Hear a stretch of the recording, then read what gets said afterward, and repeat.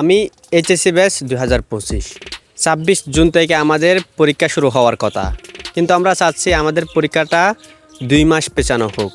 আর আমাদের উপর যে 33 দফা নিয়ম চালু করেছে ওই নিয়ম উঠিয়ে নেওয়া হোক। আর আমাদের এই দাবির পেছনে যুক্তি হলো, আমরা যখন অ্যাডমিশন নিয়েছিলাম তার আগে আমাদের 3টা মাস লস হয়ে গিয়েছিল।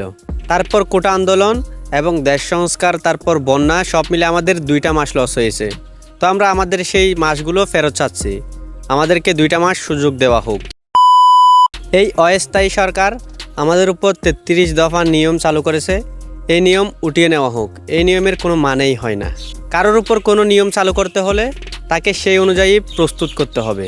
আমাদের যদি টেস্ট পরীক্ষা নিত সেই নিয়মের উপর, তাহলে একটা কথা ছিল, আমাদের কোনো পরীক্ষা নেয় নাই, হঠাৎ করে 1 মাস আগে বলতেছে তোমাদের উপর 33 দফা নিয়ম চালু করা হয়েছে। এটা কিভাবে মেনে নেওয়া যায়? এই অস্থায়ী সরকার তো নিজের ইচ্ছা মতো নিয়ম চালু করতে পারে না, কারণ তারা থাকবে না। তারা যদি 5 বছর থাকতো তাহলে একটা নিয়ম চালু করলে সেটা মেনে নেওয়া যেত, কিন্তু তারা থাকবে মাত্র 1 বছর বা 1.5 বছর। তো তারা যদি কোনো একটা নিয়ম দেয়, সে নিয়মটা এই বছর পর চেঞ্জ হয়ে যাবে। তো এই নিয়ম আমরা কখনোই মেনে নিতে পারবো না। তো একটা কথাই বলবো, বাংলাদেশ শিক্ষা বোর্ডের অবশ্যই আমাদের এই দাবি মেনে নিতে হবে। পরীক্ষা অন্তত 2 মাস পেছাতে হবে, আর এই 33 দফার নিয়মটা উঠিয়ে নিতে হবে।